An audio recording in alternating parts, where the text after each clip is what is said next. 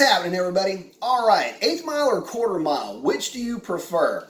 I'll tell you what, there is very few polarizing topics when it comes to drag racing, but none of which is more heated in some cases than eighth mile versus quarter mile. I love them both, and I wanted to talk a little bit about them, kind of give you a little bit of history from where they come from, and point of view from driver and spectator as far as pros and cons to both. So let's start off with eighth mile drag racing. Eighth mile drag racing is actually really cool because it comes to the table with a bit of street cred already built into it. You got to figure that in the heyday or the beginnings of drag racing, that racing was done on the street, and in many cities the block length, from Smith Street to Jones Street, that was a quarter of a mile, 660 feet. And that's where the legends were born, especially in the early days of drag racing, where you had guys that built hot rods. You had, early Corvettes that were in the mix, 57 Chevy, all of these old school American V8 hot rods before the muscle car era. That's where they started doing work, and that's where those legends and the romance, so to speak, of drag racing and street racing got its roots. Think movies like American Graffiti, that type of thing. That was, what the myth and the legend of, the American muscle car and the American hot rod, that's really where it was finding its own, was on the streets, street light to street light. You'll also always hear muscle car historians, it'll be thrown in there almost like it's a nervous tick. They'll, this car was a beast from stoplight to stoplight, talking about cars that had very aggressive gearing, guys that had done a lot of hot rod work to the engine. That is where they wanted to do their work. It was on the street, and because of that, they set their cars up to literally go from stoplight to stoplight as quickly as possible. So yeah, that's really cool about the eighth mile. That's where it gets its roots. But what is it like for a driver? Well, the cool thing about eighth mile drag racing is that all of the action and all of the suspense takes place at the launch. It's getting the car off the line without spinning, making it accelerate as hard as it can through those first couple of gears as you're rowing that thing down the eighth of a mile, or in this case, maybe on the street. So that's where all of that action is taking place. And for the cars back then, especially the guys that were setting their cars up to go stoplight to stoplight, they were already in top gear and maxing that car out for all it would give it with that gearing that they had at the end of that eighth mile. So really, from a driver's point of view, after about the eighth of a mile, either your car is out of gear because you've set it up for that, or if it's set up like a normal street car, you're basically just along for the ride. You might have one more shift in you, but let's be honest, at least after three-quarter track, for the most part, you're just wide open waiting to go through the traps. Eighth mile actually condenses that down, gets all the action basically done in a shorter period of time. It also keeps the flow going.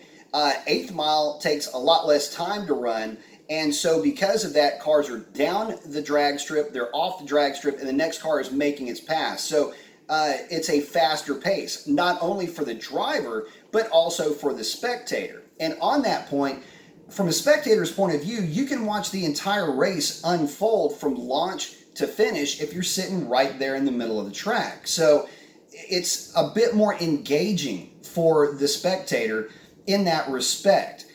Whereas quarter mile, you're a lot farther away in any direction. You really don't have that sense of being a part of that race. So there's that. Now, what about quarter mile racing? Quarter mile, the whole quarter mile, like, why it's kind of an arbitrary amount of distance? Well, it's based on quarter horse racing, and before there was the hot rods, they would run their cars against, back in the time where cars were just basically a contraption. It wasn't really a car, so to speak, not like what we would recognize today. And it was run against a time of an actual quarter horse, which, by the way, trivia for you, typical quarter horse with rider weighs about 1,250 pounds. It'll run the quarter mile in about 25-ish seconds. and will achieve a speed of about 50 miles an hour. If you type that into your quarter mile calculator, it means that quarter horse is making about 13 or so horsepower. So, I don't know. Fun fact. Anyway, that's where it gets its roots. And one of the odd things is that publications were more inclined to quote quarter mile times than they were for eighth mile times.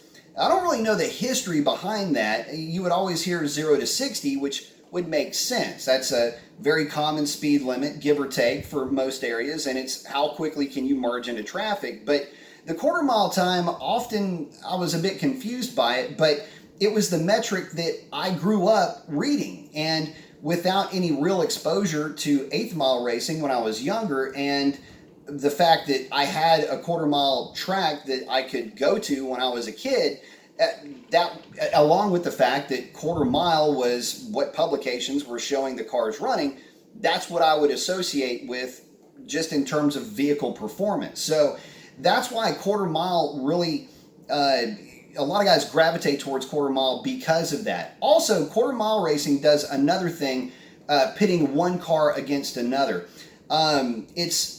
It's kind of easy to make a car accelerate hard in the eighth mile just by throwing a little bit more gear ratio at it. But for cars that have got to drive and perform in the real world, where, and this is kind of harkening back to days before there was a overdrive transmission and stuff like that, cars that were actually driving around on the street, typically you wouldn't want, a 456 gear in a car that you're going to try to take, across town, much less on a road trip. So for a more street-based vehicle, that it's a better metric of acceleration because you would get the entire run of that car with actual normal street gearing.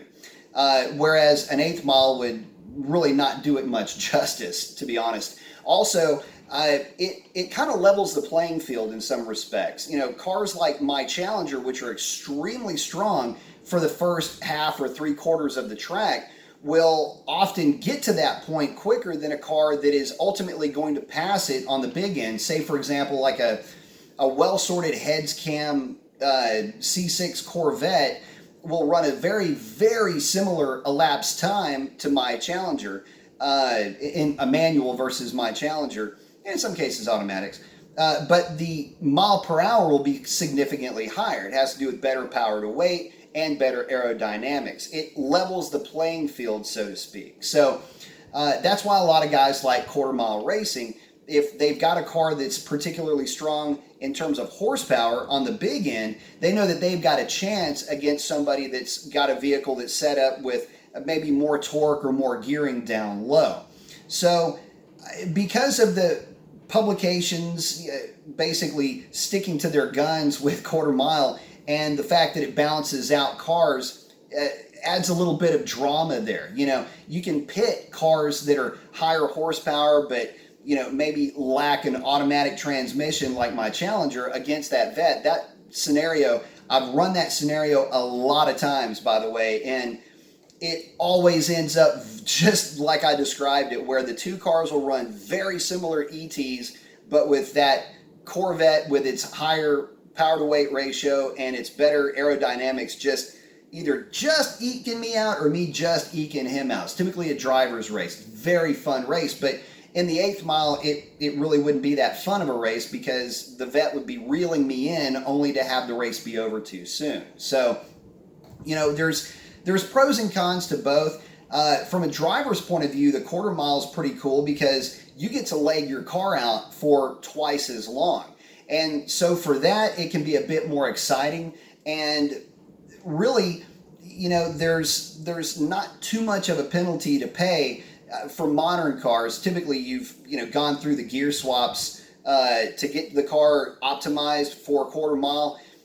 You're going to be rolling the gears about the same number of times as you would in an eighth mile. So it's a little bit different in that respect, only because the mile per hour is higher. But again, it's something of a bragging right to be able to run, that 10-second ET or that 11-second ET that you're going for is a little bit more relatable to a lot of folks because they're used to seeing numbers in quarter mile format. They're just not used to seeing them in eighth mile. From a spectator's point of view, it's maybe not as exciting, but because it's more familiar, you can relate the numbers, and again, it's just a familiarity thing. But back to it, my preference, I'll probably always be a quarter mile guy, although I love eighth mile racing. And that's also one of the reasons why I try to show my full time slip, so that the guys that are watching the video can compare and contrast their vehicle to mine. If they're used to being around eighth mile or eighth mile racing, they can see where their car stacks up against mine. They go, oh, I'd kick your ass in the eighth mile, or well, that's a good time for an eighth mile. Either way, gives us an even playing field. So at any rate, post up your comments. Love to hear which you prefer. And that's a wrap on this one. Y'all have a great one. Adios.